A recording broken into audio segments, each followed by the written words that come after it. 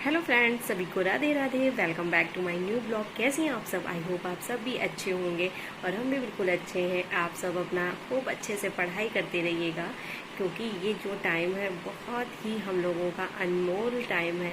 ये जो वापस चला टाइम जा रहा है, ये वापस नहीं आने वाला। तो इसलिए इसको हर एक मिनट को, हर घंटे को आप अपना काम में बिजी रखिएगा। आप पढ़ाई कर रहे हो तो आप पढ़ाई, या फिर काम, घर के काम कर रही हो तो अपना झटपट निपटा के काम जल्दी से अपनी पढ़ाई में लग जाओ, क्योंकि बाद में पछताने से अच्छा है अभी पढ़ाई कर ली जाए। तो आज हम ब्लॉग बना रहे हैं आप लोगों के लिए कि हम जो टाइम टेबल फॉलो करते हैं, कैसे अपने सारे मतलब वैसे तो एलटी ग्रेड की तैयारी कर रहे हैं, टीजीटी की।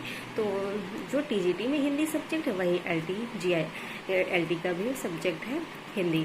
तो उसमें हिंदी के साथ संस्कृत भी आनी है, और जैसे जीके जीएस भी आना है, और हमें ग्रामर यानी व्याकरण का पोर्शन भी हमें डेली पढ़ना है, यानी प्रैक्टिस भी करना है। तो आज हम लोग इसी पे बात करते हैं। तो वैसे तो आप लोग अपना बनाए ही होंगे, और ना समझ में आ रहा हो तो आप लोग फॉलो कर सकते हैं अपने हिसाब से। तो आपको दिखाते हैं। दोस्तों देखो, जैसे कि जीके जीएस सामान्य अध्ययन के लिए, और हमने बहुत अच्छे से लिखा है कि आप लोगों को समझ में आ जाए।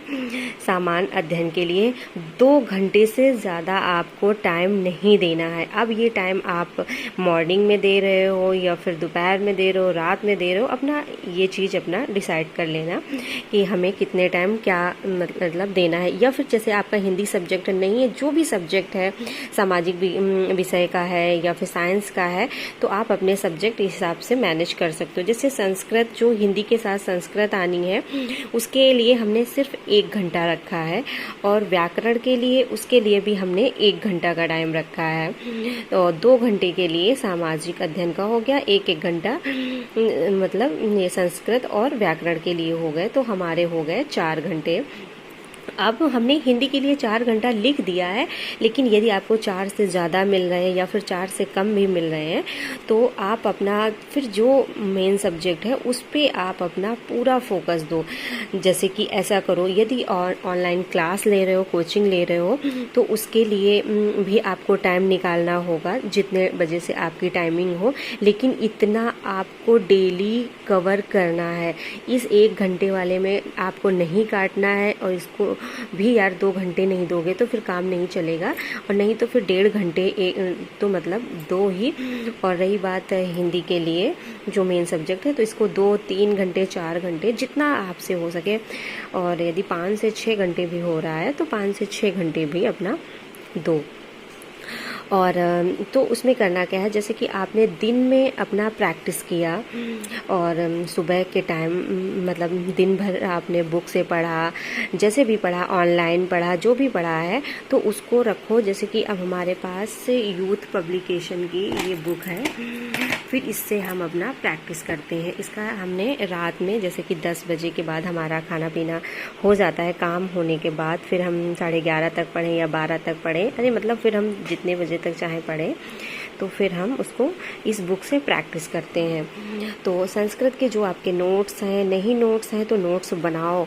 जितने कवि पूछे जाने हैं सिलेबस रखो अपने पास, और जितने कवि पूछे जाने हैं उन कवियों को आप मतलब नोट कर लो कि किसको किस। तो नहीं आपके पास नोट्स हैं तो नोट्स बनाओ, और यूट्यूब पर देखकर सर्च कर करके आप नोट्स बना सकते हो, या फिर जहाँ से ऐप पे आपने कोर्स लिया है तो वहाँ से आप तैयार करो।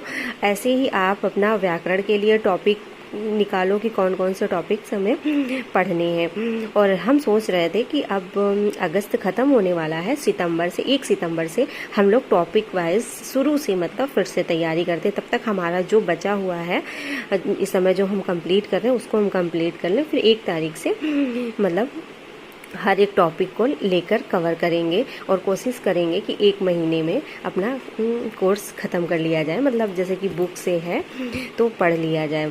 और हिंदी के लिए है टॉपिक वाइज, इसमें भी आप अपनी तैयारी करो। जैसे कि हिंदी नहीं आपके पास बुक है तो यूट्यूब पे जो जो टॉपिक पूछे जाने हैं तो उसको निकालो। ऐसा नहीं है, फ्री यूट्यूब पे भी बहुत अच्छा कंटेंट रहता है, बस आपको सर्च करना पड़ेगा। तो तो सर्च करके आप निकाल सकते हो। अब रही बात टाइम की, तो जैसे कि अब हम एक 4 से 5 बजे सुबह की एक रखते हैं अपना रिवीजन के लिए, तो वो उसको हमने नहीं यहाँ पे लिखा है, लेकिन आप अपना उसमें रिवीजन कर सकते हो। देखो इतना 8 घंटे का हमने टाइम टेबल बनाया है, इससे कोशिश करो ज़्यादा कर लो, कम ना करने की कोशिश करो। हम मानते हैं हम सब हाउस वाइफ हैं, लेकिन और भी कोशिश करो जितना आपसे समय निकाला जा सकता है समय को निकाल लो, क्योंकि ये ऐसा समय है दोबारा आने वाला नहीं है यार।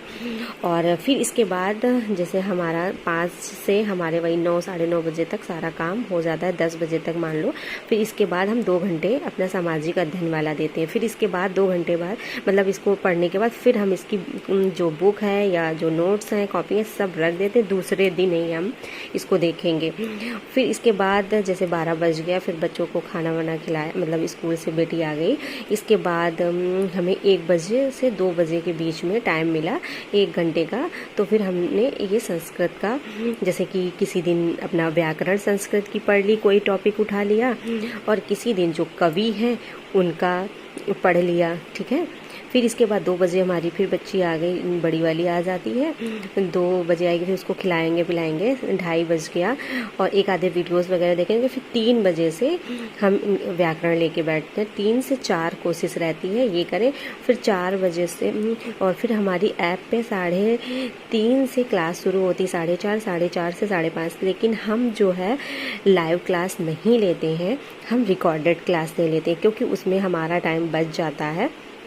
फिर इसके बाद हम अपना नोट्स मतलब बना रहे होते हैं, ये मतलब अपना नोट्स बनाते हैं, जो जैसे काव्य शास्त्र कराया जा रहा है। और व्याकरण का मतलब है, व्याकरण में हमने काव्य शास्त्र भी इसी में है, और इसी में व्याकरण जो संधि है, समास हैं, और या फिर जैसे काव्य शास्त्र में ही रस अलंकार, ये सारे आपके काव्य शास्त्र में ही आते हैं, तो इसको हमने इसी में रखा है।